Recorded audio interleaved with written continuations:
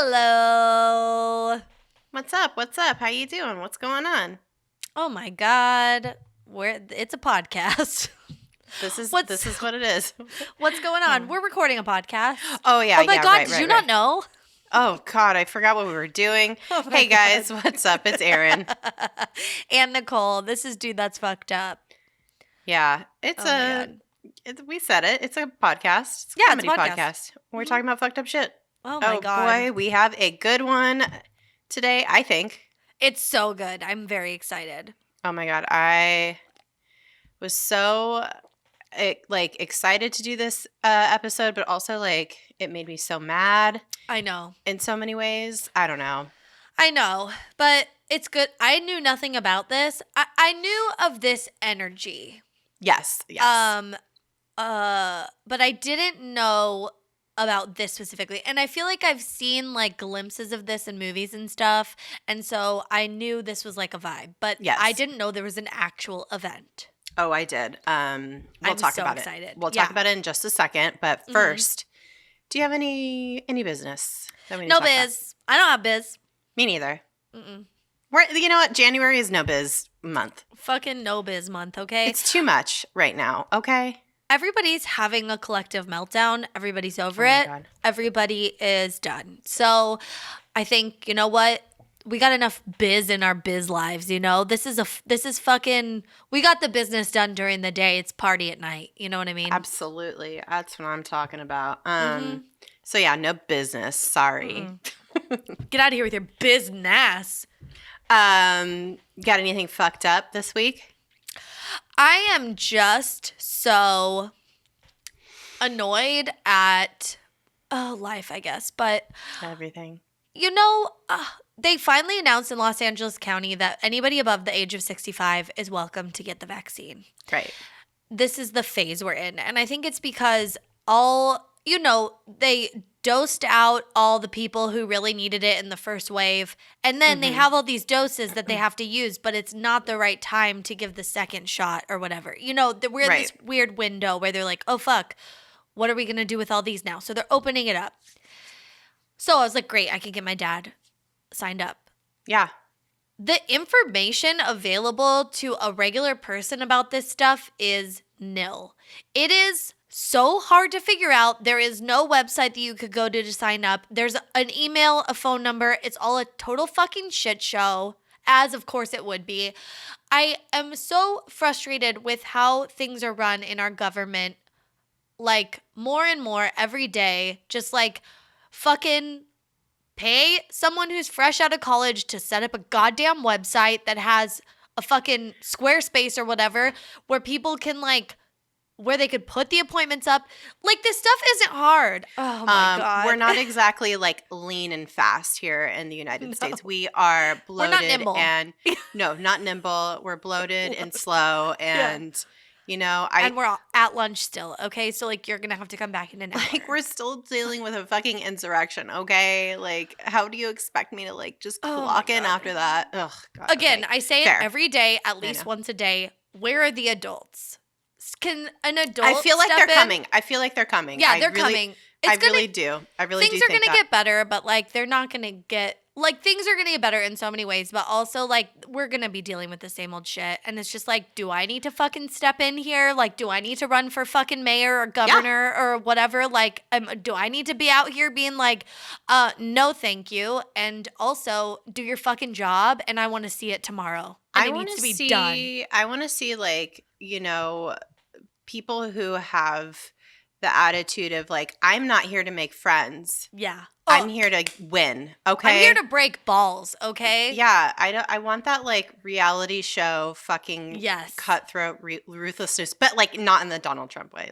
No. In the drag queen way. In the Bad Girls Club, drag RuPaul's Drag Race. I want the no nonsense. I'm stepping my pussy up. Let's fucking go. RuPaul's vaccines in arms. Yeah. Fucking, it is a vaccine extravaganza, and it's a group challenge, okay? So we are working together. This isn't, you do your thing, I do mine. No, this is, listen, I'm going to do my thing. You're going to do your thing, but we're going to fucking shine together and we're going to make this shit happen. They said we have to choreograph our own routine and it's fucking getting done and it's going to be good. Okay. That's what I want to see.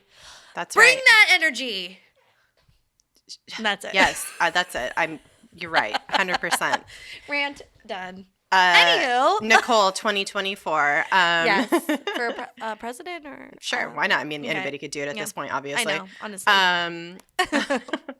Well, that's a very good rant. I love that. Good energy. Feelings. That's my energy. Get it off your titties, you know? It's gone. Their titties are clean. All right. They are crystal. What is your fucked up of the week? I mean, I guess this is like all part and parcel of the in general frustration, but my eye has been twitching like off and on for literal months. Oh no. And I'm like, am I dying? Is that what's happening? Are you dehydrated? Oh no, honey. I am drinking. You are hydrated. I am overly hydrated probably, but like I don't know what's happening. And so I was like, WebMDing it, and it's like you either have a brain tumor or you're stressed. Yeah. And I'm like, yeah, I'm pretty sure it's just stress. It's just like that low level hum of stress all the time, but it's like in your eye. It's like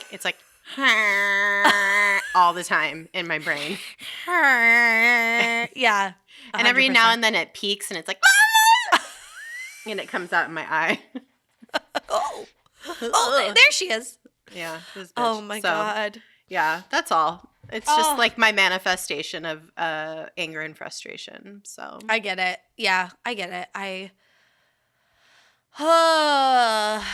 get like, obviously I have vertigo, and I thought I was getting help with it, and it was like helping it some, and then like Christmas Eve I woke up and it was like fully back, and now it's just like back every day, but I just deal with it. And what else are you gonna do? But I started noticing I'm having an issue with my ear, so it might be related to that, and I'm going on Monday to see a doctor, but it's just like, okay, well, this is my new normal, and I am just going to deal with it. But when I get stressed, it for sure is like... It really is popping. Yeah, yeah, it's popping. So you got to really... I've been meditating. I know. You've been so good at doing it. I mean, I have done it. No, you've been like keeping on it. And I've been keeping on it. It's like you're like creating a practice, and that takes time to like get into a good routine with. So you know what helps is buying yourself stuff. And I bought this little pillow that's like pink and it's so cute, and I sit on it, and that makes me feel like I like that. So you need to like have your designated space, designated time, and just like let it happen. Like don't come in here, the door shut. And you don't need like to know what's happening. Your little door, like on the outside of the door, like a little like, I don't know. Yeah. Like a little eye mask. Yeah. Like, it's Zen time, motherfucker. Leave me alone. Yeah. I'll put a little bamboo plant in front of the door. Do not enter. Yeah. It's quiet time in here. Mm-hmm. Yeah. Well, I love that.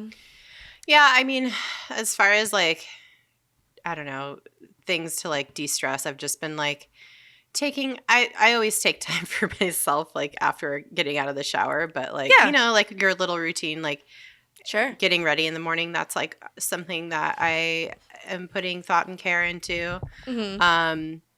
But yeah, other than that, I don't know. It's just like, I did a little yoga this morning. I did, just trying to, and recognizing, okay, like here's a trigger. Let's change the channel. Let's reframe something here. So anyway, well, today's topic is actually a source of a lot of fun for me. I enjoyed learning about this. I even went so far as to give myself some like corresponding makeup for this topic. Love it. I'm giving you a full gold honey dipped disco fantasy and literally nothing else. We love it. That's it. Just the eye. That's it. That's right. That's all I did. No, your lips are kind of. I did a metallic lip also because today's topic is disco centric. OMG. We're talking about the disco demolition. It's a real thing that happened. It I did really not happened. know. I remember hearing the Dollop episode, I believe, about this. And that was, I think, the first time I learned about this. And that was like a while ago. But I kind of like forgot about it. But the events that have happened in the past several weeks have really, they seem to kind of have a parallel vibe, feel. There's some very interesting things that are weaving its way through this topic that are kind of corresponding with today's events. So we will talk about it today. Parallels. So as you guys may or may not know, in the mid-70s, disco was everywhere. Ooh. It was the shit. If this were a documentary on TV, this is where Burn, Baby, Burn, Disco Inferno. That's where this would come in. It was the hot new sound. It was a little cheesy, a little sexy. It was very fun. I mean, it's definitely not everybody's cup of tea, but nevertheless, it's extremely popular. Yes. People are obsessed with it. Saturday Night Fever was a massively popular movie. Oh my God. John Trott is hottest. Didn't age well. Him or the movie. Yeah. Great dancing, though. Great music, great dancing. People were dressing up, though. Like, there was a full culture around this, like, the partying, the dancing, the scene. It was the scene. So people were dressing up in their hottest clothes, boogieing down to the disco music, and it was all over the world, not just the United States, all over the world. It was incredible. I personally love disco. I love classic disco. I love any music that samples disco songs. I love new disco that you like. There's modern disco that you can listen to as a genre, which is very fucking chill and sexy and cool. It's just a very, very fun genre of music, and the vibe is, it says to me, party. Yeah. You know? Yeah.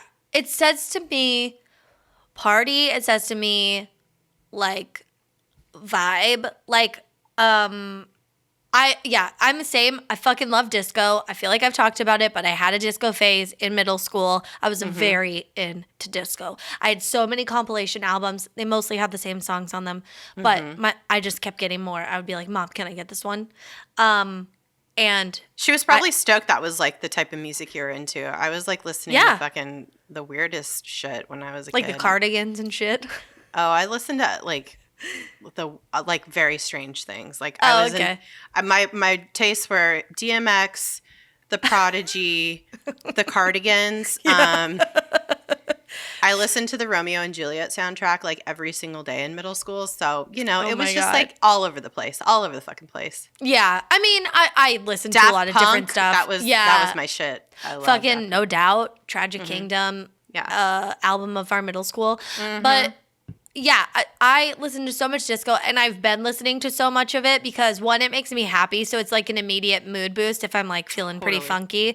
But I've been roller skating, and the whole point I got roller skates was that so I could learn to jam. I want to jam on roller skates for disco parties, so I'm doing it. I have been to I one time went to the Miss Adams Morgan pageant in Washington, D.C., dressed in a full gold lame jumpsuit with roller skates. I wore roller skates all night long. I didn't have any other shoes with me. Oh. I went to a club afterwards. Like, it was a whole, like, event.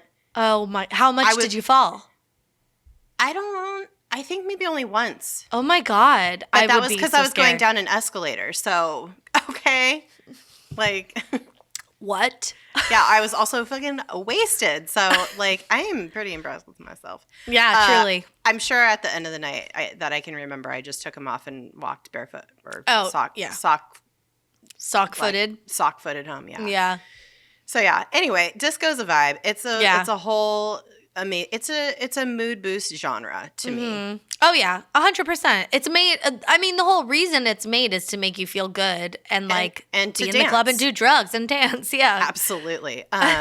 But that said, I can understand why people don't love it. Not that I guess just not everybody wants to feel happy and good and dance all the time. It's fine. It's fine. Assholes hate it. No, that makes sense. 100%. I mean, sometimes you do need to listen to like different types of music. That's fine. Yeah. But I like all of music, so it doesn't. For me, it's like but I understand.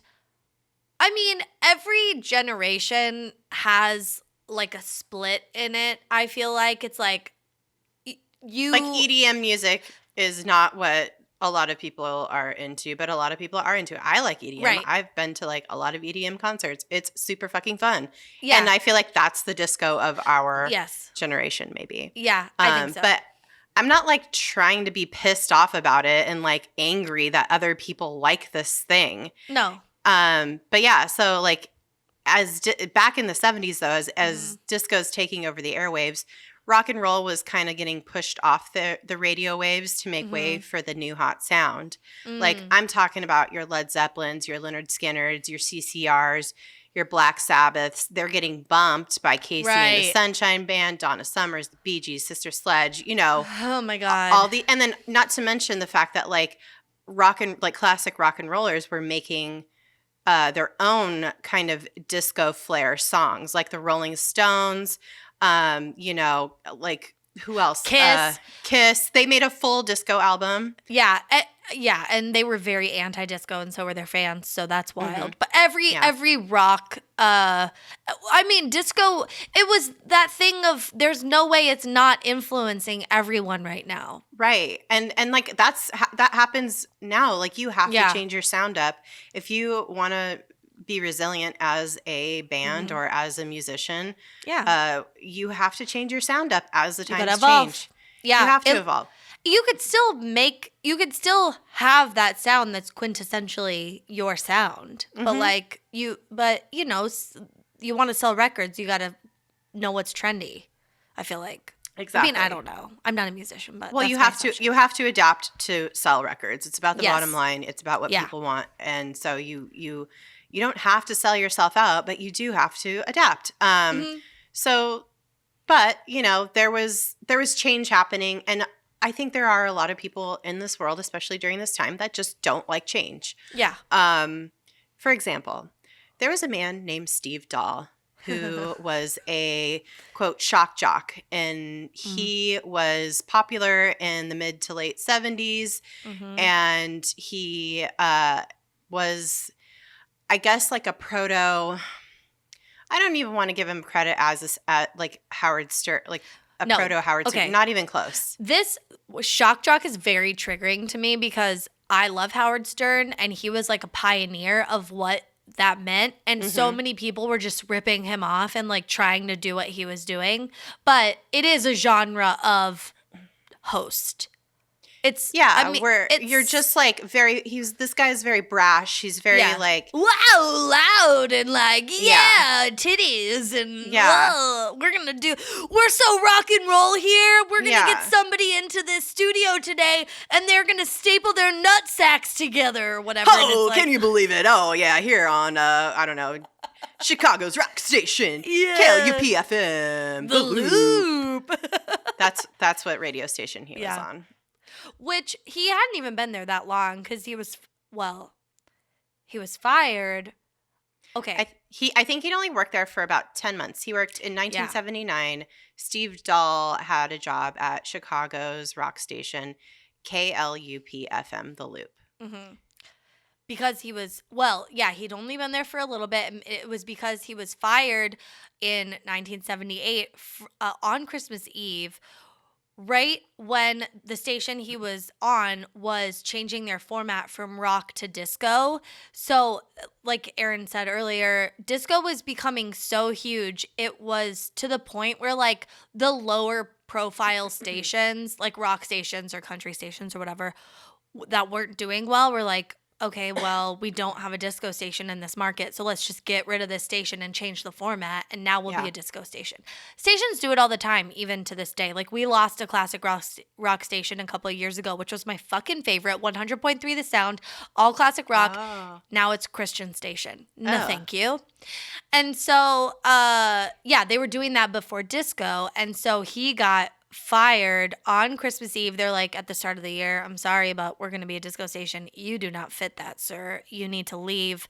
And that was because stations like WKTU in New York City had flipped to disco like a year, within the year or two, and had become the biggest station in the country. And so people were like, oh, fuck yeah, like, we love money and advertisers. Let's play disco. Yeah. Yeah. This is the thing. Everybody is like seeing the writing on the wall and making adjustments. Yeah. Oh yeah. So God. he was at this station for not very long. Was fired pretty unceremoniously. I mean, it's pretty shitty on Christmas Eve. Like that sucks. Oh, or Christmas Day, whatever. Yeah. So that pissed him off a lot, as you can imagine. Yeah. But he immediately found another job. So shut up. Yeah. He was hired by a rival album rock station. And he really leaned into his identity as a rock shock jock. And he really got loose at this new job. He really just like made this whole persona at this new, I think, okay, sorry, I messed up. WLUP was the place he got hired at. Right, yeah. The place he got fired from was like WDAI or something like that. Yeah. Yeah, we don't know. I mean, it didn't exist. Yeah. Yeah. He was at the Loop, and it's pretty impressive because he had the AM radio show, like drive time 6 to 10 a.m. And he really leaned in. Primo spot. He really leaned into the whole like disco sucks mindset, and he started, basically. He played music, but it's from 6 to 10. That's a lot of time to fill. And so you're doing a lot of vamping. You're doing a lot of bits that you write. Like, there's a lot of work that goes into it, even though you're playing music also, especially with the morning show.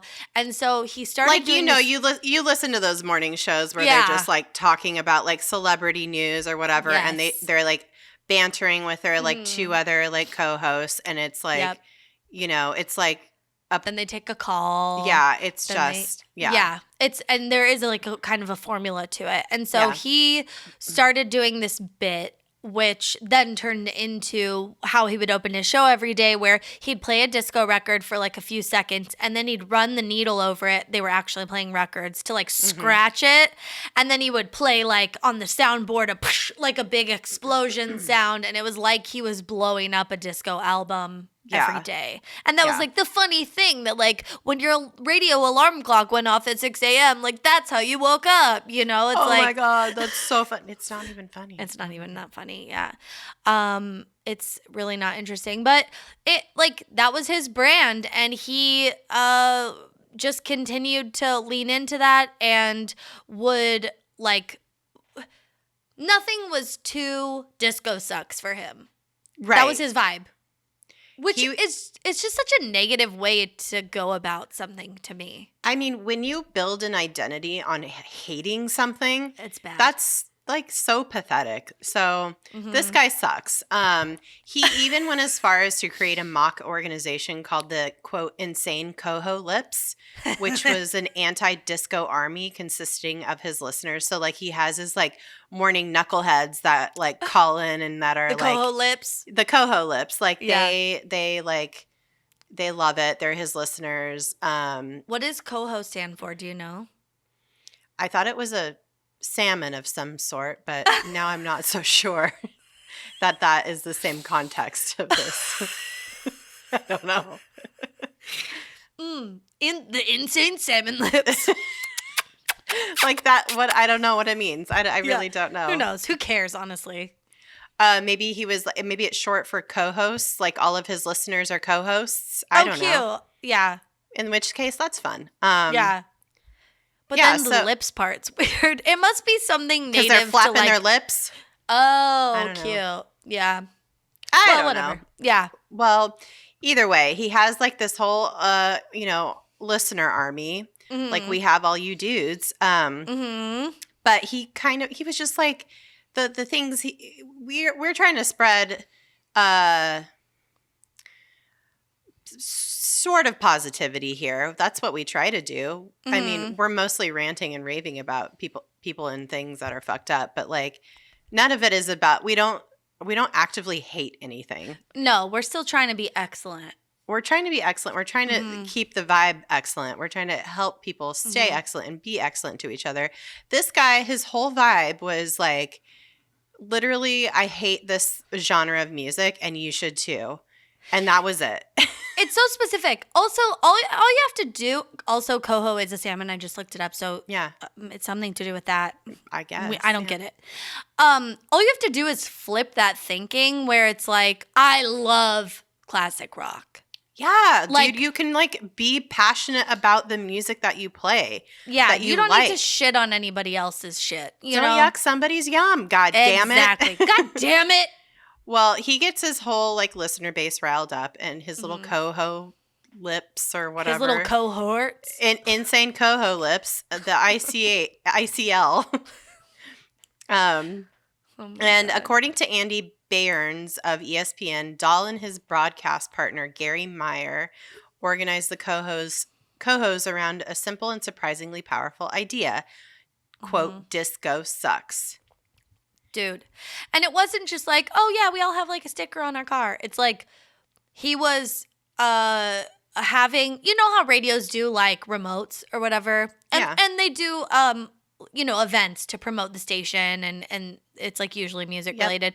He was hosting these events every week that were like death to disco parties. And it would just be like rock music and stuff. But he'd get on the microphone and get attention and be like, oh, we hate disco, don't we? And he even, because he thought he was funny, did additional bits like recording a parody song to make fun of rock artists. Specifically, he made fun of Rod Stewart's Do You Think I'm Sexy? And he changed the words to Do You Think I'm Disco? It's so dumb. It's not even funny. Like, here's this man having putting all this energy into hating a single genre of music while Rod Stewart and the Rolling Stones are out here making literal millions of dollars on their songs that are fucking awesome. Oh my God. P.S. All those songs still slap and they still are touring when they can. It's like, how dare you? How dare you? And Do You Think I'm Sexy? Is it the best song of all time? No. Did it rip off another song? I'm pretty sure it did. I've watched like a story about that. But yeah, but still, you just don't need to. You don't need to. It's like, do you think I'm disco? Mama. It's so dumb. I hated it. Like the lyrics are pretty like, you can tell there's like some very, very deep-seated toxic masculinity happening. Yeah. Like very like, homophobic like shit like bubbling up in these lyrics. And then you start to see that it's not just about the music. It's about some other stuff, which we'll talk about later. But this guy just expending so much energy. Oh my God. Yeah, I think, and yeah, he, like you said, he became very popular with a very specific demographic that we can talk about in a little bit. Yeah. But yeah, it was, I think at the same time, in Chicago, Chicago has the White Sox, the baseball team, and Bill Veeck, I think it's Veeck. Veeck, yeah. Bill Veeck.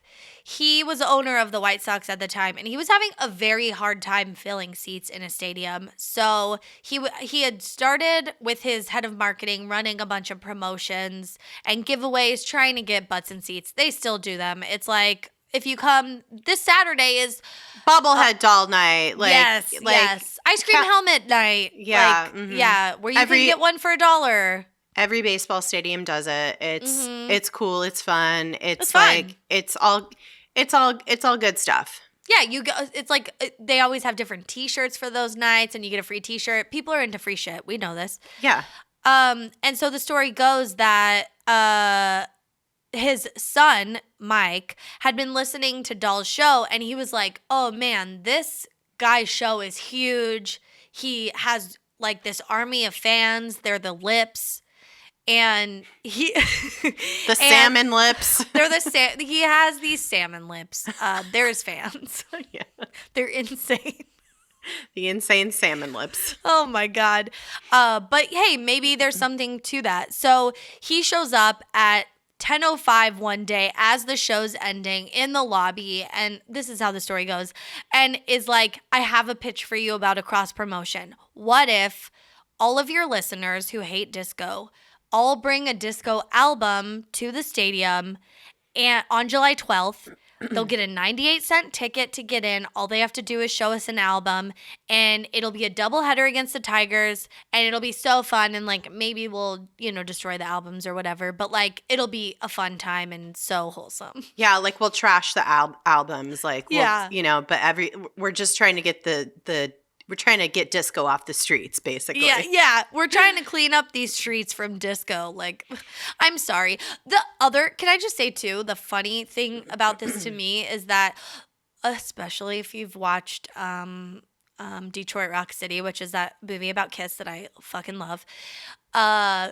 all the disco people in that movie are like very well groomed and like cleaned hair and like shiny and like they're shirts like Guidos, ironed. Yeah, they're like they like look like they smell nice.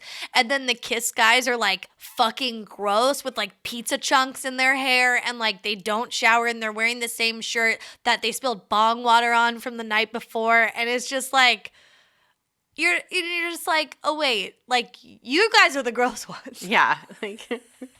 What do you? You look like you smell like a gorilla's taint. Like a weird flex that you don't shower, but okay. But okay, yeah. Oh, you think it's gross to wear clean pants? What do your underwear look like? And then it's like, oh, come to find out you don't wear underwear. And so the skid marks have just been accumulating and building on top of each other in your jeans. And now there's just like a crusty patina that like only fits to your butt. You know what I mean? It's like if anyone else put these pants on, they'd be like, ow, because it would be stabbing them somewhere weird. But for your butt, exactly your butt, it's perfect fit. I don't know. God, dude. Well, so and yet I would have dated all the rock guys. I'm just saying. Sure. You would have, and you have. And did they shower a lot? I don't think so. Well, so yeah, I mean. So Steve Dahl hears this pitch from Mike Veck, and he's like, fuck yes, great idea. Let's do this. But like, let's get the albums and blow them up. Like, let's just explode them on the field. Yeah. And Mike's like, yeah, my dad's the owner. We could totally do this. Whatever you want, dude. Just totally like, I don't know. It's so dumb. Oh my God. So they plan the whole thing. They get an explosives expert, I guess, who's like fresh out of Nam, and they make a plan to do this event. Oh my God. And it was so much bigger than they had anticipated, which is like where we come off the rails part one, Yeah. Because anytime there's a gathering that far exceeds your estimation, you are immediately completely unprepared. Yeah. You're like, uh-oh, there's not enough security. There's not enough, I don't know. Free T-shirts. People are going to get mad. Like, and more people equals more beer consumed. So like on one hand, they're kind of stoked that they're selling tickets and, people are buying beer. On the other hand, they're like, I hope all these people abide by the rules of society. And yet, when you involve explosives and negative feelings about a genre of music, it's just a perfect recipe for some fuck shit to happen. It's a recipe for disaster. But that band would not come for a long time. No. So Vec estimated 35,000 people would show up, which was already, I think, a high estimate based on the numbers that they had been seeing at the stadium in recent days and months. Yeah, they were thinking they'd get like maybe 10, 20,000 more people than like their average, if that, like their average game, I don't know, attendance rate. Yeah, they were like, it'll be, we're on the radio. They've been promoting this. He has listeners, but like it won't be that insane. Well, by the time July 12th, like the afternoon of July 12th, 1979 rolled around, there were already that many people waiting to get in. And that's a lot of people. They really thought like 35,000 people that was going to be the top of their estimate. Yeah, the top of the estimate, yeah. But it ended up a lot more than that. It was nearly 50,000 people. Oh my God. Okay, this is just a fun aside that I heard, which gives you some context to like who was there and how many people there were from a Boy Scout. So I listened to this podcast from WBUR.org, which I think is a station probably in Chicago, but I don't even know. Yeah, I think that's like where WBUR is. Yeah. That's big, major station. Yeah. Yeah. So it must be some sort of public radio station. It is public radio in Chicago. Yeah. Chicago's public radio station. WBUR, yeah. WBUR. And so they have a great website, and they had a whole article on this, and they had a 15-minute podcast about this. That is basically the article, which was fun. You could read along. It was like I was in kindergarten again. Cute. Yeah, it's like bling, and then you turn the page or whatever. So they interviewed a man who at the time was a little kid who had gone to this game because it was a doubleheader with his Cub Scouts troop. And he was 10 years old at the time, and he said it was so wild. He said there was not a single seat open in the stadium that he could see, and that there were tons of signs that said disco sucks. Like people had made huge signs on like bed sheets and, you know, reams of paper and shit that said disco sucks.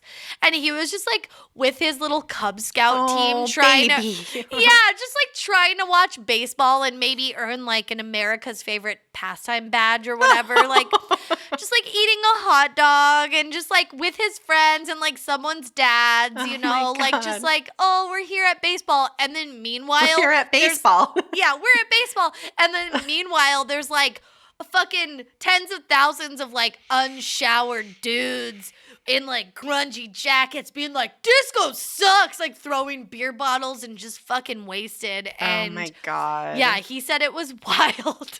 I can't imagine. I was reading another thing about a guy. I can't remember where I saw this or read it, but there was another guy who was there just to watch the game. And they were like, oh, this is interesting. Like, it's really, really packed. And wow, everybody's like a really big fan of the Sox. They're saying, let's go Sox, like so loud. But then they realized that they were saying disco sucks, not let's go Sox. Yeah.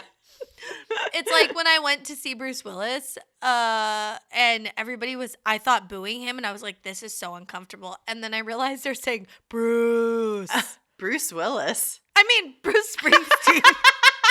I was like, what events has Bruce Willis been doing? He has that one song, though. What if people would be booing him? And if you don't respect yourself, hey. And if you don't wanna know, yeah. Right? Oh my God. Bruce Willis. Fucking idiot. You know why he's on my mind? Because he didn't wear a mask in a Rite Aid recently and people were giving him shit. God damn it. Yeah, he said it was a bad judgment call. It's like, no, you were just being a piece of shit. Oh, God. Well, oh my God. Bruce Willis aside. So the first game, okay, remember, this is a doubleheader. Okay, yeah. This game's this event. So it's like 7 hours long. Yeah, it's like going into the evening. So the first game was like, you know, it happened, it's fine. But as people started coming in for the event, because they were going to do this like explosion between the games.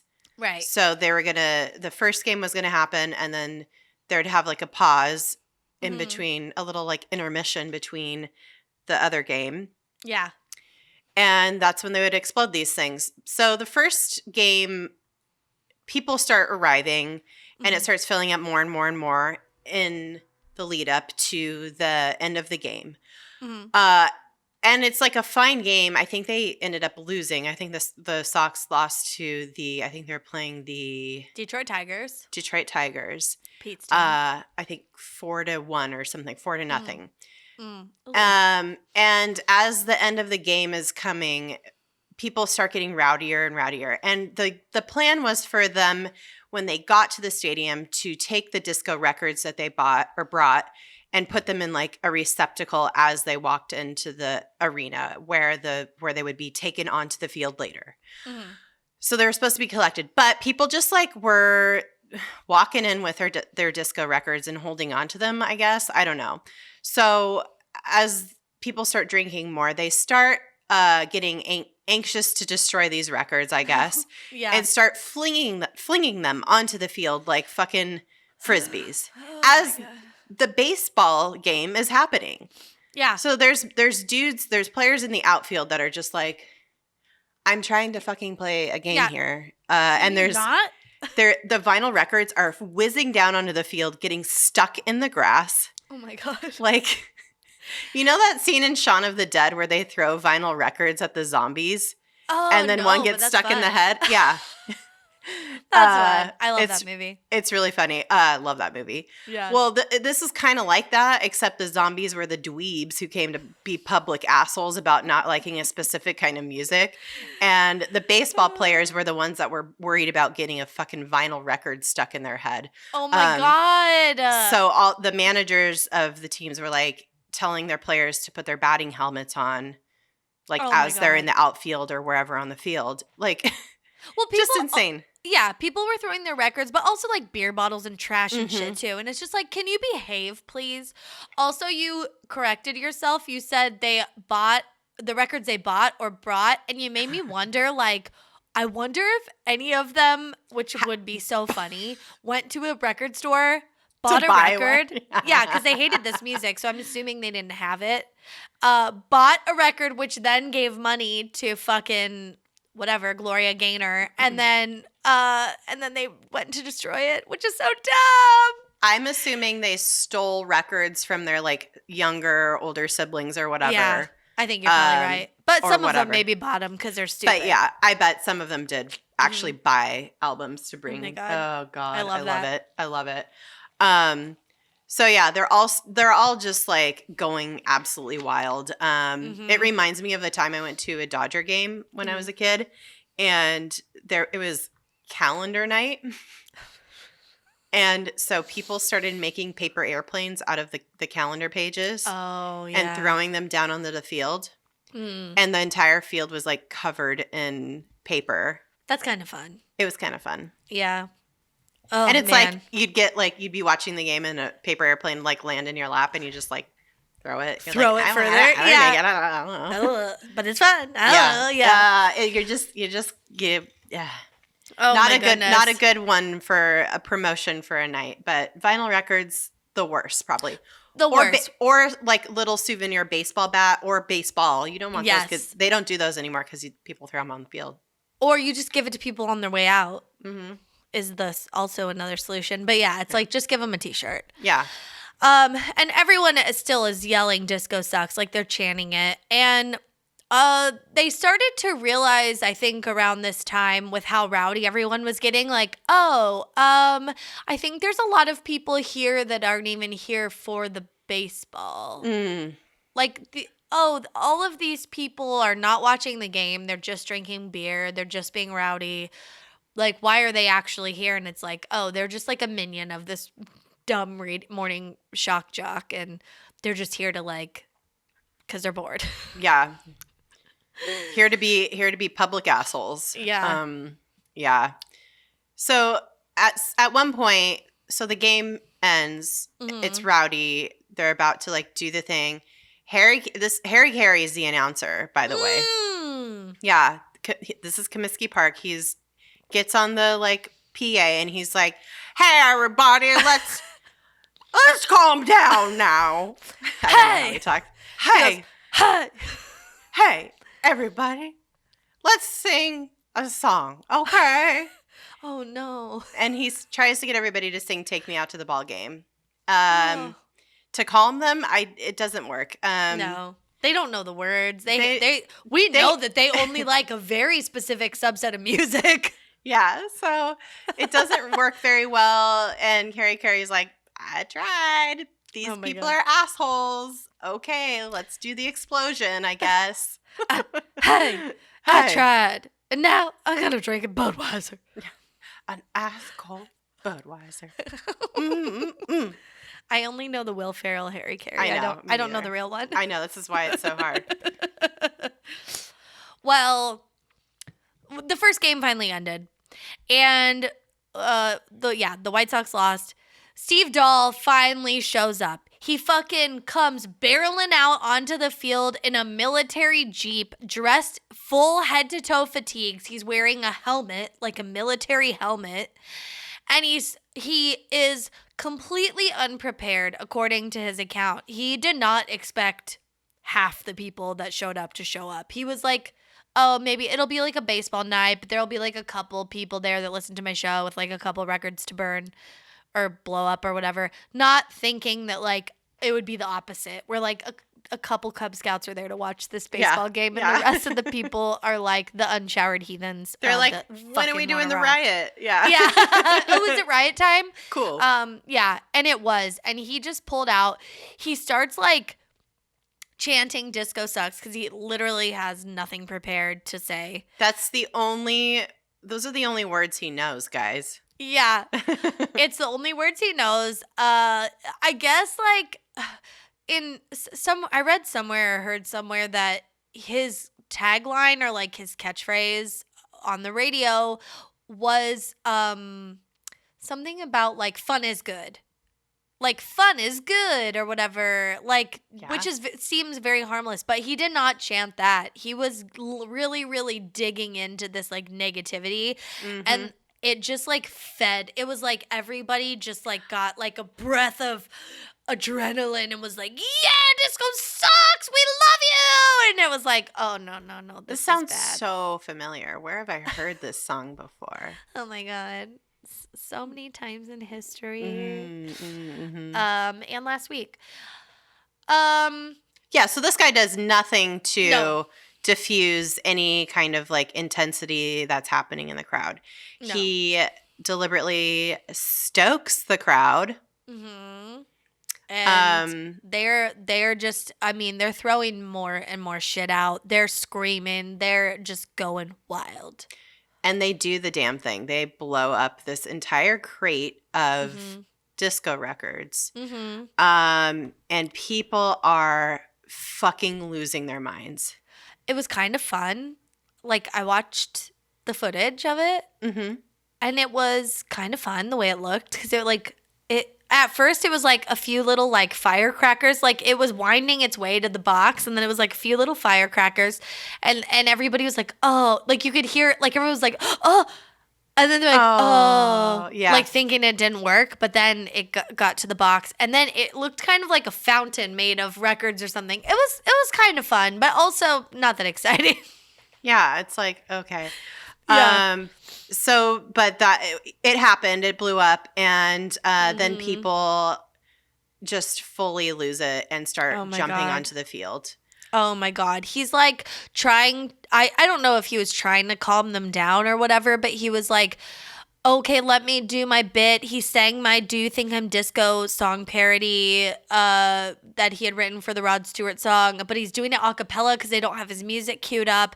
It's just a fucking shit show. He's trying to sing this song. Nobody gives a fuck. Yeah, because they're like, all just like, yeah, this is dumb. We've heard this one. Yeah, they're like, explosions just happens. That means my raging boner for rioting has to be like released.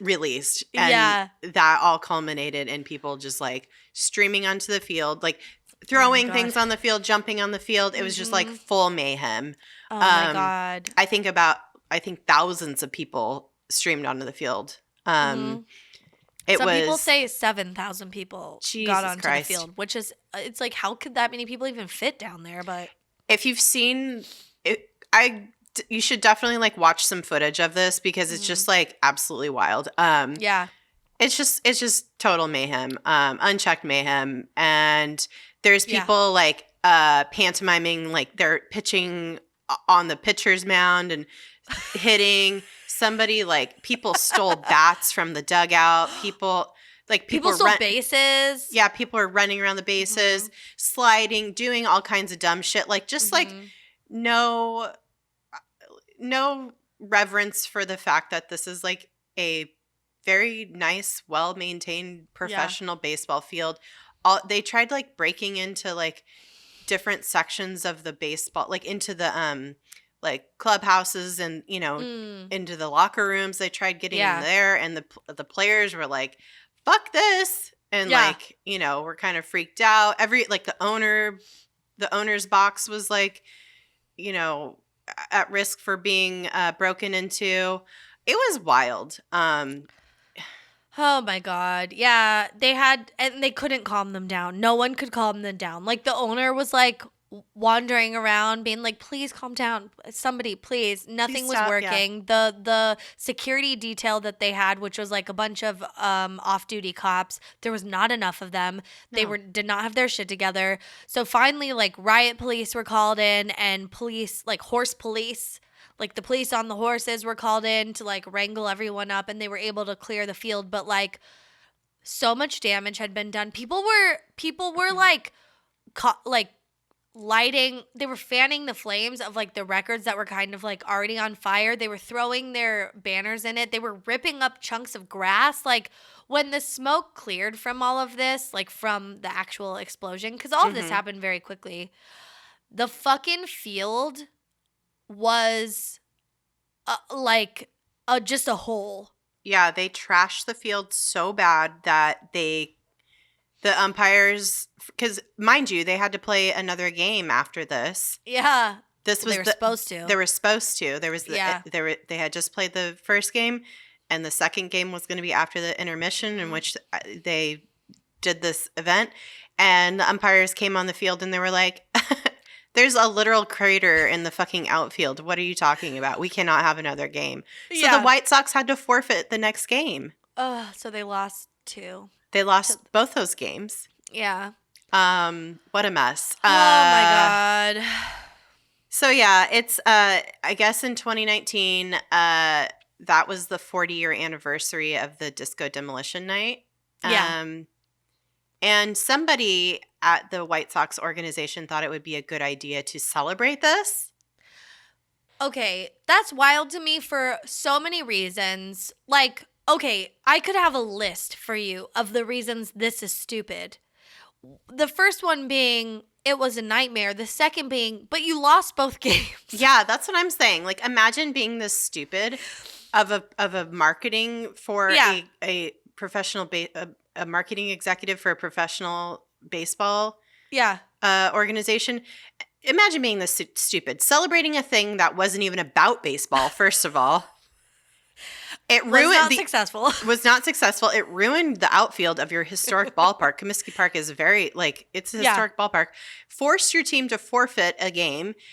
And that made your owner at the time look like a nepotistic asshole for letting his stupid son make a mess of the promotion. Oh. Which, side note, this poor man, the owner of the White Sox at the time, was so worried that this event was going to be a disaster that he had to check himself out of the hospital where he was undergoing tests to run to the ballpark to to keep an eye on everything because he was so worried about the whole thing. Because I think he let his son do this thing, and then then he probably got wind of the fact that this was not a great idea and that his son was actually a moron. So no. Yeah, so why the fuck would you celebrate this?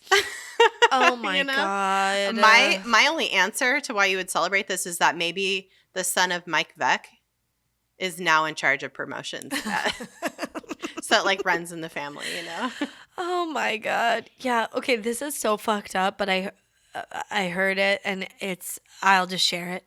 Okay. The dad of Mike, the owner of the White Sox, Bill? I guess Bill, yeah. Yeah. He had a peg leg, and like from an injury at some point, probably like a war injury or something. And he went down onto the field when all this shit was happening, and someone said this, okay? His peg leg kept getting like stuck in the like sod that people were like ripping up. So he was like running around the field being like, "Can you please stop?" And was like getting fucking stuck in the field, just trying to salvage this fucking institution that he owned. Dude, and it was like, that's oh so my sad. God. I know. I think I'd write my son out of the will if this happened. Absolutely. I'd be like, you fuck. Yeah. Also, if you saw your dad running around in his peg leg and he's like having a hard time, and it's like getting a high heel stuck in grass, but worse. And he's like running around, wouldn't you feel bad and like feel so guilty? It's like, no, instead I'm going to have a son, and then I'm going to make sure he celebrates this in 40 years. Yes. Well, I don't know. That's just my guess. I don't know. Yeah. Allegedly. Well, this is, I don't know. This is so dumb. Mm-hmm. I know I joked earlier about people being babies and putting an extreme amount of thought and energy into not liking a specific genre of music. Yeah. But as it turns out, it wasn't just about the sound of the music. It was about who made the music and the culture that surrounded disco at the time. Mm-hmm. This is the underlying negativity here. It's not just like, oh, I don't like this music. It's like, I don't like anything about the people who write this music, who perform this music, who this music is for, who like, it's the culture that surrounds it. Mm-hmm. Disco was a genre that was mostly created by and made for Black, mm-hmm. Latino, and gay people and mm-hmm. other marginalized groups. Black women were making some of the most popular music on the planet. Mm-hmm. And we all know how fucking upset people get when Black women dominate music in any mm-hmm. way. Mm-hmm. See Cardi B, Megan Thee Stallion, and WAP. Oh my God. Pussy. See how pissed off people got about that one song? Oh my God. This was an entire genre that people were so fucking angry about. And it's like, mm-hmm. I wonder why. Yeah. It's also very similar tones. Like, I almost defended by being like, oh, well, WAP is like very sexually explicit, and which is fine. That's a little bit of pearl clutching. But that's not truly what that song's about. It's about female empowerment, mm-hmm. which is why women love it so much. Mm-hmm. And that is exactly the same thing that's happening with a lot of disco music. It's about empowerment. It's about enjoying yourself. It's about, like, if you listen to the lyrics of disco music, it's all about, like, love and not caring about anything, being free. Yeah. Just like there is sexual stuff, and like I feel like a lot of disco was at the forefront of women exploring what it meant to be sexually liberated mm-hmm. and to enjoy it. Like there's a lot of Diana Ross has a like Love Hangover is all about just fucking and not even caring about the guy. Okay. She's like, she starts that song off with moaning, and then in the middle, she's like, you know what? I got the sweetest hangover. And I don't even know if I care that it's like you that gave it to me. I just like this feeling. Yeah. It's fucking empowering shit, dude. And it's so you can see why there was such a hard backlash. Like it makes sense. It all makes a lot of sense, especially mm-hmm. in this, like looking at it through modern eyes and having like very similar experiences in music and mm-hmm. in current events that we're seeing. Yeah. So, and this is like summed up pretty well by a Rolling Stone critic, Dave Marsh, who attended the promotion, who wrote about it. He said, quote, "Your most paranoid fantasy about where the ethnic cleansing of the rock radio could ultimately lead. White males 18 to 34 are the most likely to see disco as the product of homosexuals, blacks, and Latins, and therefore they're the most likely to respond to appeals to wipe out such threats to their security." Oof. Oh. Fuck. How much do you want to bet that some of the older assholes at the insurrection at the Capitol Mm-hmm. past week or two were also at the disco demolition. Like, it's not a Venn diagram. It's just It's this. circle. Yeah. They just go, oh, or. Yeah, and actually, now that you just said that, it makes me wonder. I feel like I didn't see a lot of young people at the insurrection, which is interesting to me. I think there was There like were a good young mix. people, Yeah. but I feel like I saw a lot of older men, and it's kind of this like death rattle of, yeah, I mean, you are not the majority anymore, dude, and no one gives a fuck what you think. Yeah, this is that, but Yeah. on a very, like, on a smaller scale, obviously. Yeah. And just some accounts from the night. For example, Vince Lawrence, who is then a teenage usher who was at the event, told NPR that he was uncomfortable being one of the only Black people at the stadium. And he remembered that fans were just bringing LPs by Black artists. Not even disco. Not even artists. disco. Like Tyrone Yeah. Davis records. He said there were like Tyrone Davis records, friggin' Curtis Mayfield records, and Otis Clay records. Oh my Records that were clearly not disco. Dude. So just Black artists. Yeah.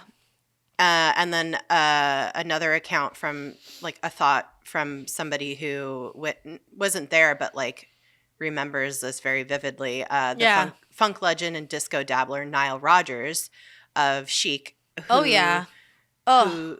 He what was a talent. he did the like last Daft Punk album. So fucking awesome. All those bass lines that are like super famous from disco, he is behind all those. Nile Rodgers. Yeah, All he's Nile incredible. Rodgers.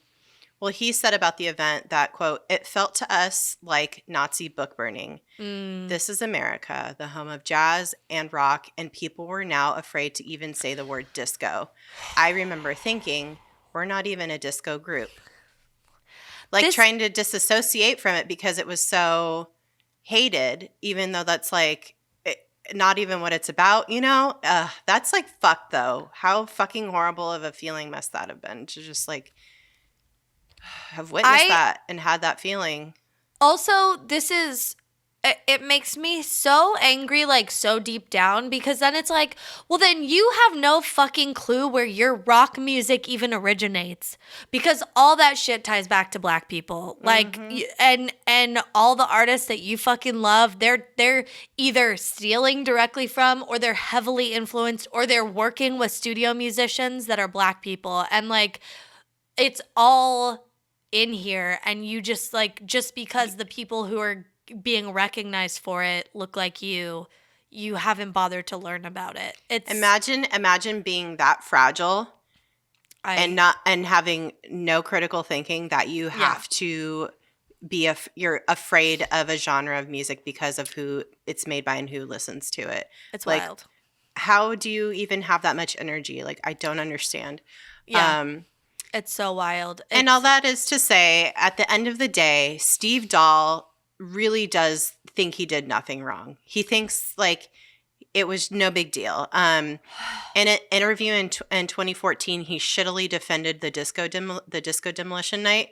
And he said, quote, "We were a bunch of disenfranchised 20-something rockers having some laughs at the expense of older brothers who had the capital and the clothing to hang out with the trendy social elite. We were letting off a little steam. Any statement to the contrary is just plain wrong." This is a classic gripe of someone who's deeply insecure. Yeah. And instead of just being comfortable with who they are and the things that they like, they have to shit all over the things that other people like. And that somehow makes the things that other people like make them uncomfortable somehow. It's just like, oh, God. Man. It makes me so mad. I'm also just thinking about Chicago in general, which it is such a segregated city and already has so many layers of like fucking just like fighting and what am I trying to say? Like it's already a city that historically hasn't been great to Black people. Mm-hmm. And then to act like in 2014 that this wasn't a problem.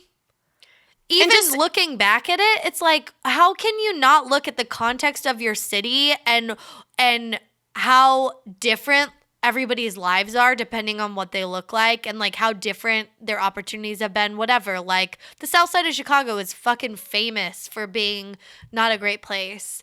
Yeah. And it's because people do not have resources there. And so there's people trying to do the best they can with what they have. And it's very violent.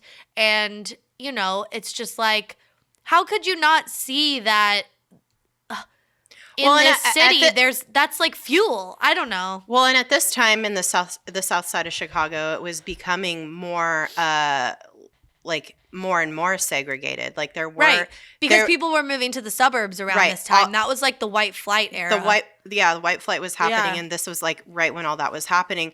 But the fact that he uses the language of actually oppressed people, like saying that white 20-somethings were disenfranchised is absolute garbage, and this man is just a total asshole. An idiot. And you know what? The Disco Demolition Night wasn't even the first event that he and his Coho, aka his bell-bottom Proud Boys, had instigated. This isn't even the first time that shit had happened. He'd already caused a couple other unruly near riots before with his event planning. Oh my God. And he was also just a disrespectful prick.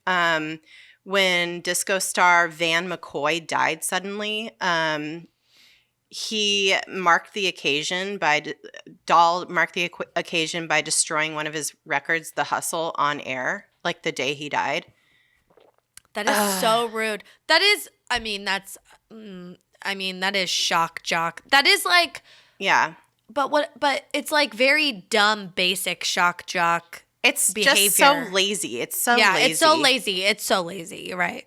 And then he also did, like you were saying, he had done the parody songs of If You Think I'm Sexy. Yeah. He also did some other parody songs that were equally shitty, racist, and offensive. For example, during the Iran hostage crisis, he did a parody song of the Knack's song, My Sharona, which he renamed Ayatollah. Oh. And then he did a parody song about the John Wayne Gacy murders called Another Kid in the Crawl to the tune of Pink Floyd's Another Brick in the Wall. Like he had a band at the time and like performed these songs and thought he was real slick and funny. But like people called and complained, like he stopped playing the song, the John Wayne Gacy one, after the parents of the murdered children called to make him stop. Oh my God. He's like Alex Jones. But he thinks he's funny. Yeah. Like this guy fucking sucks, man. And he's still alive, unfortunately, I think. So oh God. I'm sure he's amazing. Another really just real dingleberry of a factoid about this man. Mm-hmm. He implies that that Howard Stern's entire career was inspired by him. LOL. Honestly, it's like, okay, who has name recognition now, who doesn't? Who has money now, who doesn't? Who still has a show, who doesn't? Like, no, sir. You are but a blip, and no one will even know who the fuck you are. No one knows who the fuck you are. I hate that we told you guys about this man. Yeah, this man fucking sucks. Disco sucks. No, doll sucks, okay? 100%. I hate it. Yeah, there's something about it, obviously, like doing the research that was like parallel to like the insurrection and all that shit. I was like, oh, this feels the level of hate and like vitriol behind it is what makes it feel like something's not right. It's not just like a fun, oh, everybody come here, we're gonna like, you know, we're going to play one disco record and then we're going to be like, oh, we hated it. All right, now let's like rock and roll. It's like, okay, maybe something like that would be much more palatable. But it's like, no, you're bringing hate and everybody's kind of fueling it. And it's like, why? It's so stupid. You could totally see like how it has ties to like people being dicks. Yeah. And it's like, if you really had no intention or just like don't understand how or why it got so out of control. It's like, well, then you're stupid. Like, you're an idiot. Like, you have no business having any kind of platform. This is something too. It's like, I know that entertainers don't necessarily have entertainers don't necessarily have to educate people. But if you are a 6 a.m. to 10 a.m. rock DJ, I feel like you have some responsibility to tell people where the music comes from, the stories behind the music. So that should have been all stuff that he was familiar with and sharing as he's playing fucking Rolling Stone records and Beatles records and Rod Stewart records, tying it back to who influenced them. Fucking Muscle Shoals, like where they recorded their albums, who, studio musicians that they had. Like, I'm so worked up from this fucking topic. I'm so mad at this man. Oh, I ranted so much. That's okay. It's fine. I love disco, and I'm trying to defend it. And I get so mad at people who are just so negative, and they build their entire identity and their entire brand on being shitty. Yeah. On disliking things instead of liking things. Yeah. And just like being like, it's so sad. And it's just, it really does suck people in who are, feeling some kind of way. And man, they catch these people when they're and they reel them in. And they radicalize them. And and it's so fucked up. And that is the problem. And now they're ISIS. And now they're American ISIS. They're vanilla ISIS. I saw that. Oh my God. All the alternate names for the so good. I'm using quotes, patriots. Oh my God. That was so funny. Vanilla ISIS. Yeah, that's what they are. Mm-hmm. Yeah. It's so gross. Well, on that note, I know I could talk for another hour about this. Honestly, I feel like there's so many cultural things to explore, and I feel like we just hit the tip of the iceberg. And I was just working through my thoughts on some of that stuff, and it's like, oh yeah, I feel like I could have so many more thoughts on this. And I feel like right now we've said this before. I think about the 70s, where it was just like there's so much shit happening politically and culturally that. I think we're kind of in a parallel universe with that time period, and how we, get through the next decade is going to be indicative of whether we're going to repeat history or not. So, hopefully not. The 80s. I know. No, we don't need that capitalist bullshit. No, let's. No, thank you. Let's just. Take it easy, take a breath, and, tear down the patriarchy. Rebuild it. Rebuild it with a clear eyes, clear heart. Can't lose. I don't know. Clear eyes, open heart, can't lose. Yeah. Open eyes, clear heart. Clear eyes, open heart. I don't know. Is clear eyes those eye drops? Oh, yeah.